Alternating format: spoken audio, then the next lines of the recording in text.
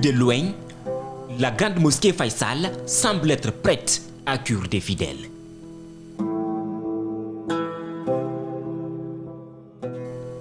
Mais filmer de près, c'est un chantier complexe, un chantier qui promet de combler les fidèles. Nous allons pénétrer ce chantier pour vous montrer l'ampleur des travaux et surtout vous montrer à quoi va ressembler cette maison des dieux. Pour l'heure, rien que des canalisations, des agrégats et des ouvriers qui s'activent chaque jour.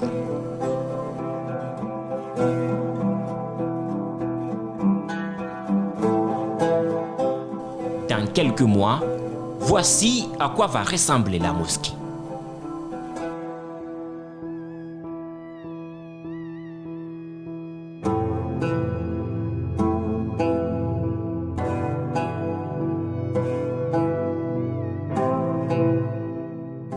Une image 3D de l'aménagement extérieur, des aires de jeu, des parkings, une verdure comme un paradis.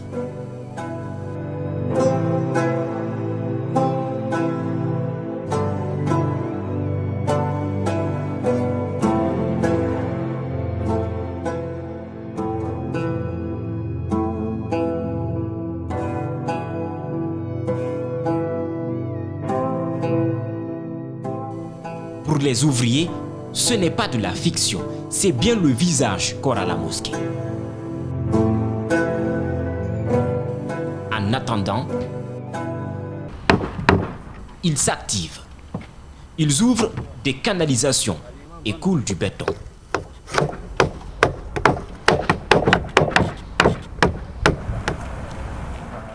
Ce matin-là, une inspection du directeur de l'entreprise Yula et Frères, l'entreprise en charge des travaux. Aux côtés des ouvriers, il veut s'assurer que tout marche selon les clauses du contrat. Il ne faut pas perdre de vue les ouvriers, surtout quand les travaux sont ouverts sur plusieurs fronts.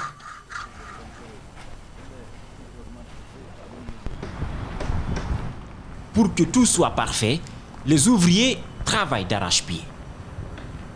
Aux commandes des travaux de rénovation, Ali Mouba, ingénieur.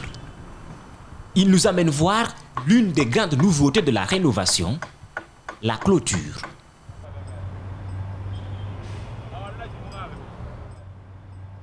Et cette clôture en voile en béton ramé, surtout là où nous sommes actuellement, nous sommes vers les rails et il y a toujours des vibrations de mouvements des trains miniers qui passent, qui peut jouer parfois ce qu'on a constaté avant. Mais cette fois-ci, nous, on essaie de changer cette donne-là. Maintenant, là, on a commencé par le béton cyclopène d'abord. On a fait le béton cyclopène d'une hauteur près de 50 cm.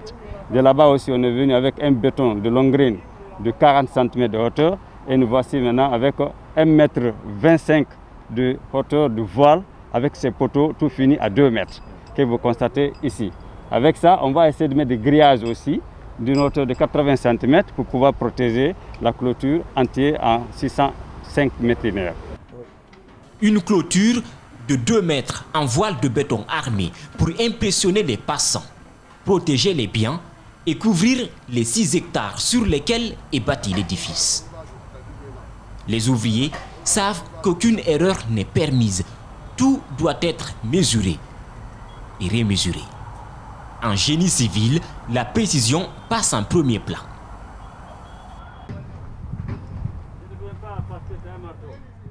Ici, partout on s'active. L'ingénieur promet d'impressionner les bailleurs. Une fois fini, je pense que ça sera une première déjà avec ça, parce que ce genre de mur, pour l'instant, je ne l'ai pas vu quelque part. Et nous avons fait ça parce que ça, c'est la mosquée qui appartient à toute la Guinée.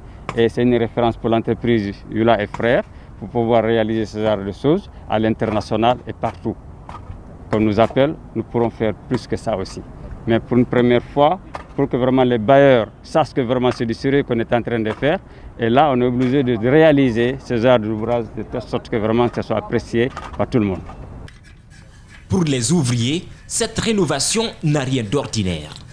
Il s'agit avant tout de la grande mosquée Faisal, La maison des dieux qui mérite la plus grande attention, le plus grand respect, le plus grand soin. On veut moderniser les choses. Parce que même en voyant, à l'état là, on sent que c'est moderne. Donc on va créer ici, cette fois-ci, une différence. La différence là, c'est quoi? Avant, les véhicules rentraient pêle-mêle, ils sortaient pêle-mêle. Cette fois-ci, on veut mettre de l'ordre. C'est-à-dire, ceux qui rentrent dans la mosquée et dans la cour de la mosquée, ils prennent une ligne. Ceux qui sortent, ils prennent une autre ligne. Et les piétons sont séparés des véhicules, sont éloignés des véhicules. Donc les piétons ont leur chemin et entrant et sortant. Donc différent de la sortie des véhicules. Impressionner, c'est l'objectif des ouvriers. Et pour réussir, ils se donnent les moyens car derrière cette clôture, il y a une autre nouveauté, et pas la moindre. Ici, des toilettes modernes sont en construction. Dans quelques jours, 98 chambres de toilettes accompagnées des lieux d'ablution vont sortir de terre. Le directeur du projet qui contrôle chaque étape vient inspecter la fondation, digne d'un grand chantier. Cette fondation-là, elle peut prendre des bâtiments à étages. En Guinée, ici même, les bâtiments à étages n'ont pas de fondation comme ça. Et voilà, tout est fait en fer 14. Et vous voyez déjà les nattes qui sont là. Donc, ça prouve à suffisance que ce qui est en train de se passer ici, c'est du sérieux. C'est un travail qui va durer pendant beaucoup d'années. Je dirais même un siècle. Une fondation impressionnante, car voici ce que veulent reproduire les ouvriers. Des toilettes modernes, jamais construites dans une mosquée en Guinée. Avant, les toilettes étaient à l'intérieur de la mosquée et s'appuyaient. À côté, ça envoyait beaucoup d'odeur à l'intérieur de la mosquée. Donc on a décidé d'extérioriser les toilettes afin que les gens ils viennent ici pour se mettre à l'aise et tout, et qu'à l'intérieur de la mosquée, que l'odeur est saine et que tout soit très bien. Mais pour gagner le pari et chasser les mauvaises odeurs, il faut de l'eau. Suffisamment d'eau. Et vu le nombre de toilettes, on se demande comment l'entreprise compte faire pour alimenter la mosquée en eau. Pour nous répondre, le directeur de projet nous montre la bâche à eau. Un immense bloc de béton capable de magasiner plus de 50 tonnes. Donc en bas, il y a 45 tonnes. Et en haut également, il y aura des cuves de 6 tonnes, 6 tonnes. Deux cuves de 6 tonnes, donc 12 tonnes en haut. Et en bas, il y a 45 tonnes. De quoi ravitailler toute la mosquée en eau. Exactement, de quoi ravitailler toute la mosquée en eau. Ça va fonctionner avec un système compresseur automatique. Quand c'est rempli, le système il s'arrête et dès que c'est un peu vidé, allez, automatiquement le système il reprend. Ça va être en automation. Cette bâche à eau ne servira pas que les toilettes. Elle va alimenter la mosquée, le système incendie et le système d'arrosage.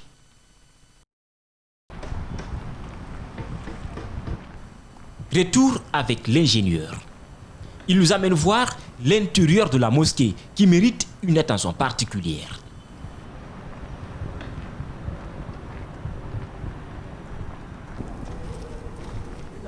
Ici, plusieurs restaurations sont en cours. Les ouvriers veulent concentrer tous leurs efforts d'abord sur la dalle supérieure qui ne retenait plus les eaux des pluies. Nous sommes en train de corriger actuellement, comme vous le constatez, avec les poutrelles qui sont là. Donc on a envoyé des produits pour traiter d'abord le fer avant de faire les finitions de staff. Maintenant les staffeurs sont là, comme vous le constatez, en train de corriger les parties défectueuses. Donc ça aussi, on est en train de le corriger avec deux équipes. Là, les autres qui vont ressortir le même design que vous voyez, parce qu'il y a des parties qui sont déjà mauvaises, on ne peut pas les refaire, mais avec beaucoup de précautions, nous sommes en train de reprendre tout comme avant. Ça, c'est ça. Maintenant, comme vous le constatez, l'échafaudage est déjà monté. Vous avez vu en haut là-bas, et les agglos, les ourdis en émaux qui sont sur les poutrelles sont tout à fait pourris. On va les remplacer. Ce que vous voyez là, ça c'est déjà, il y a eu décollement, parce qu'il a subi beaucoup d'eau. On voit même les briques. Les agglos, c'est que les ourdis qui étaient là, vous avez vu les poutrelles qui sont là-bas. Donc on va lever, on va traiter un produit qu'on met directement après, avant d'appliquer maintenant le plâtre. Sur ça, maintenant, on va ressortir le même caractère encore. avec du carbone, du calque carbone. On va ressortir ça. Donc, vous pourrez faire encore la même chose, comme vous le constatez, d'autres lieux. Donc, vous avez de l'autre côté encore, tellement que le bâtiment a subi de l'eau dans les différentes saisons. Donc, vous avez vu combien de fois ça ne fait que tomber. Il y a parfois même certains ampoules, certains listes tombent d'eux-mêmes.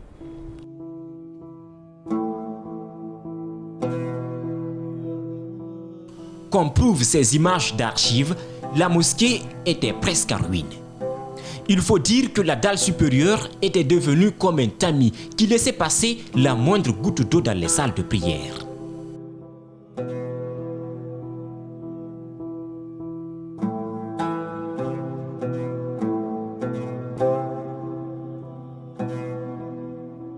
Face à la vétusté, la seule réponse était de disposer des fûts et des boîtes de conserve pour recueillir l'eau. Les tapis sont aussi rangés pour éviter qu'ils ne dégagent une odeur nauséabonde. Dans la salle de prière réservée aux hommes, tout comme dans celle des femmes, seuls quelques fidèles venaient prier le vendredi. Les flaques d'eau étaient insupportables à tel point qu'ici, les fidèles étaient gênés d'accomplir leurs obligations religieuses. Moi, chaque vendredi, je prie ici. Des fois, les crépuscules, je venais prier. Si c'est la saison hivernale, je n'ose pas parce que c'est un glissoir.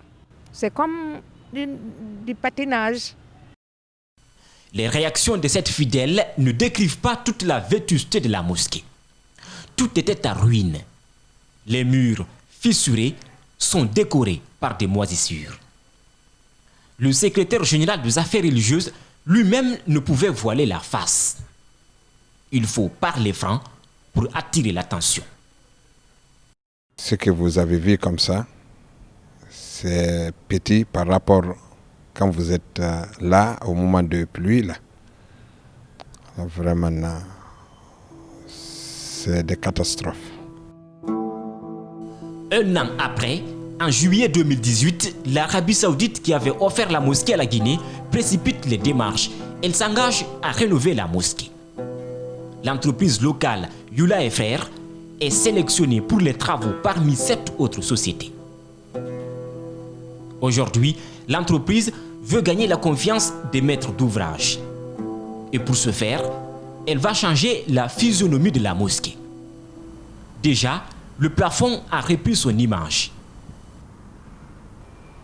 Les dessins qui avaient disparu par endroits sont désormais perceptibles. Les carreaux qu'on a levés, on est en train encore de faire recréplissage.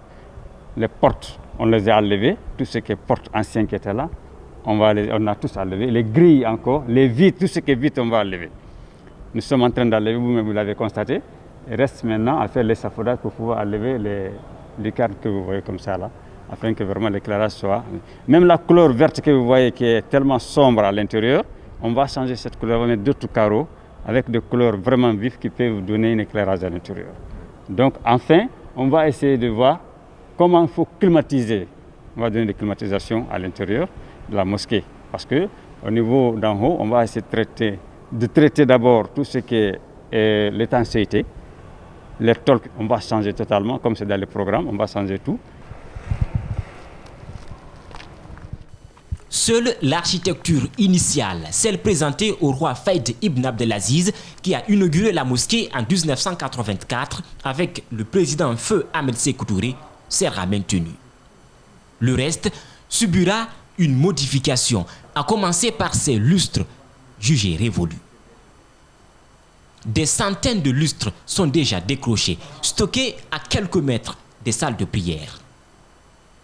Des lustres énormes, révolus, en ruine, rouillés.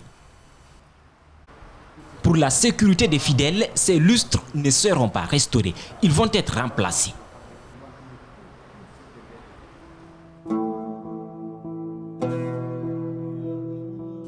Sur ces images 3D, voici à quoi va ressembler la mosquée.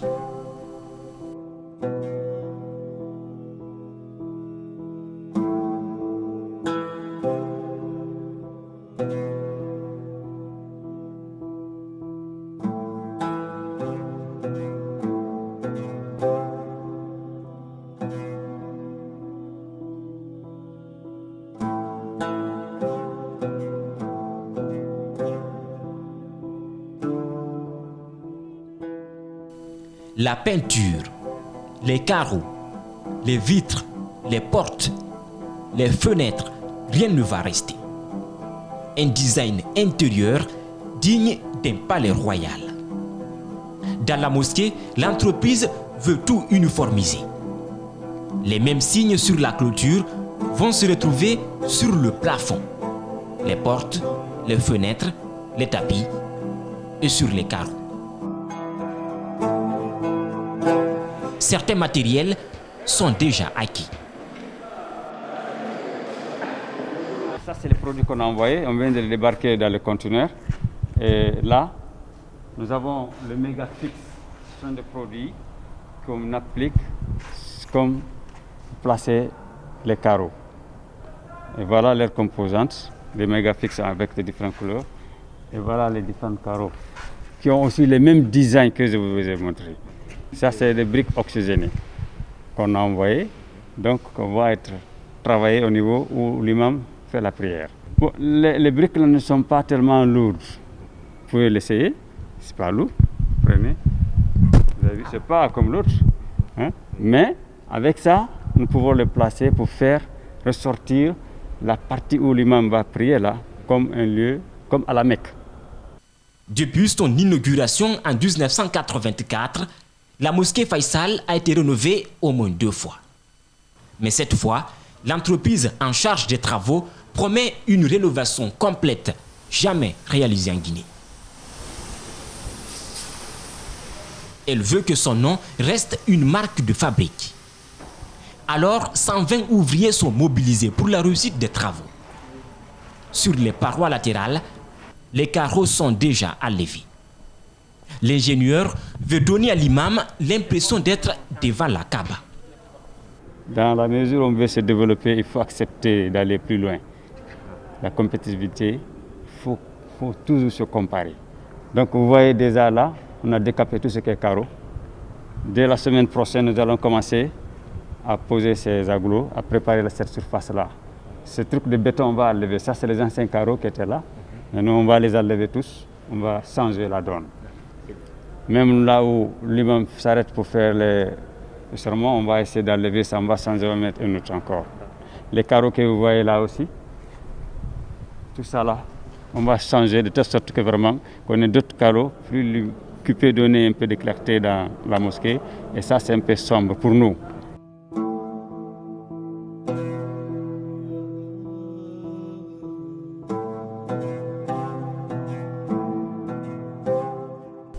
Changer l'image de la mosquée, la rendre neuve.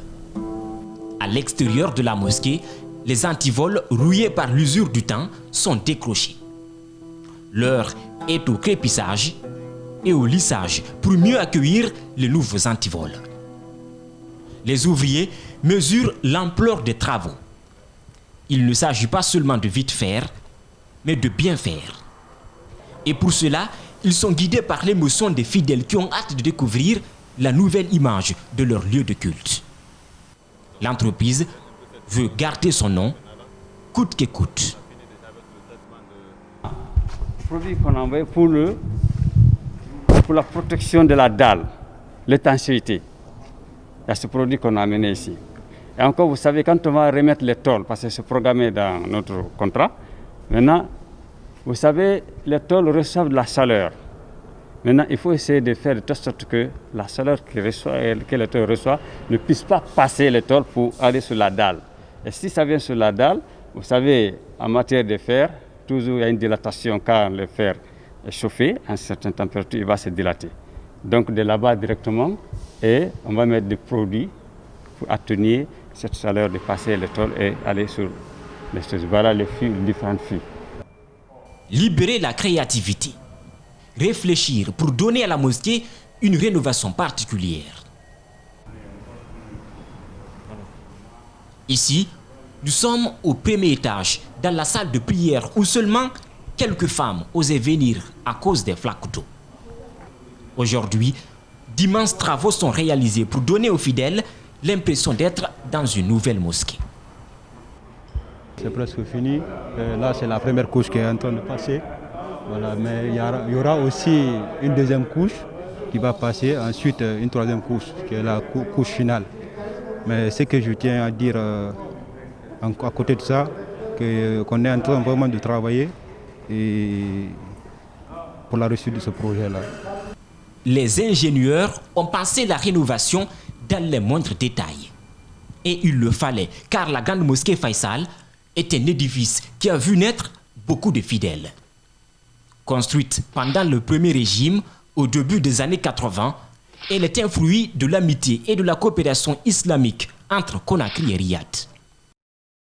36 ans plus tard, le défi à relever est énorme. L'ingénieur le sait. Il sait aussi que tout doit être parfait. Il s'agit de bien faire, comme vous le constatez, d'abord les ferrailles sont en train de façonner les ferrailles. Pour ce qui concerne les caniveaux, les poteaux, le voile, tout est déjà fait. Mais il faut les superviser, il faut les voir, respecter les dimensionnements, les normes et les principes de construction. En matière de construction, c'est le respect des normes. Le dosage surtout.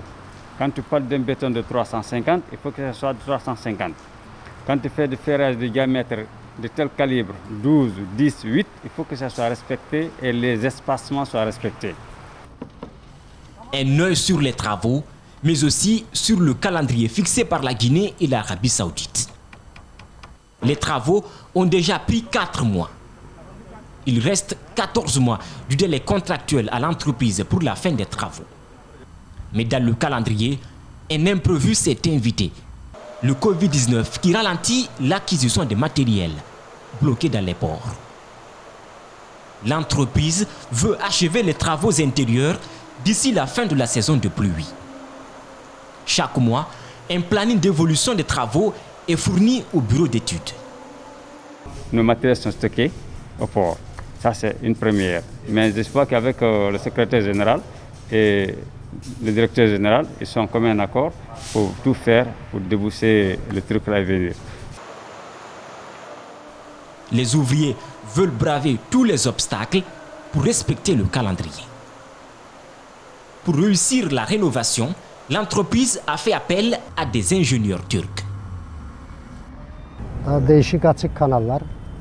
but, c'est d'apporter ici là, notre expertise pour que ce soit une mosquée de renommée très grande, que la mosquée reprenne sa place dans le sphère des grandes mosquées du monde. Vraiment, on veut faire 1 an. Malgré qu'on a 18 mois, mais on veut faire 12 mois. Au-delà de ça, moyennant les 4 mois, vraiment, on préfère faire 1 an juste, on finit.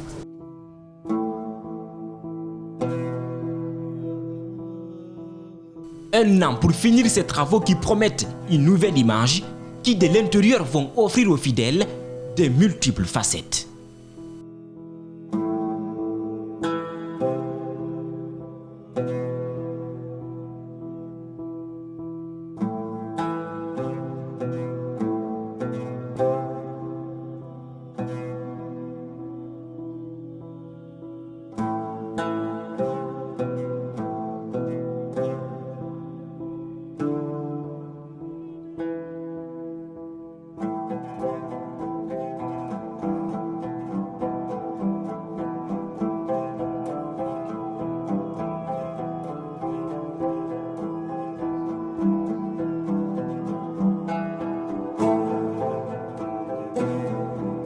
Ici, c'est la zone, c'est le parking pour enfants, les tout petits.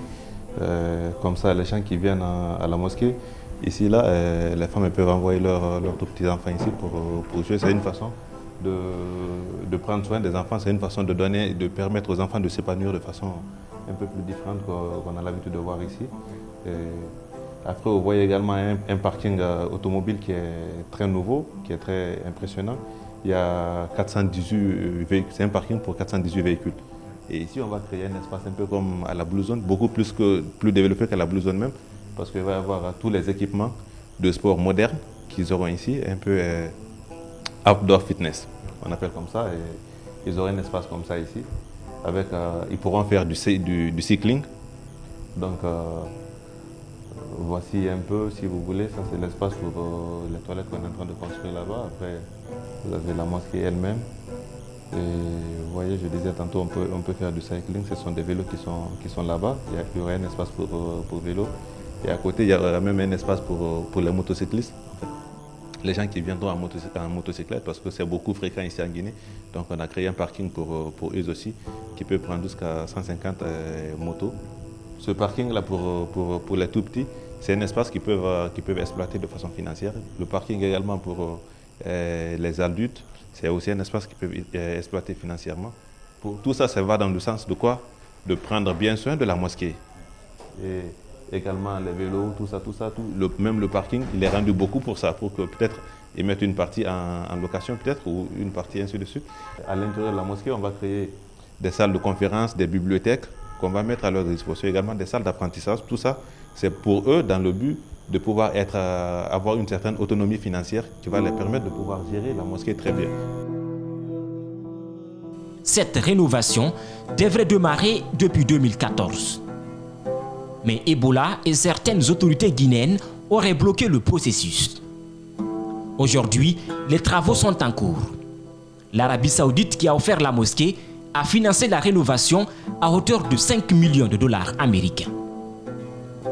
Dans quelques mois, la Guinée aura le plus grand défi, entretenir cette maison des dieux qui, en 1984, était la 4e plus grande mosquée du monde.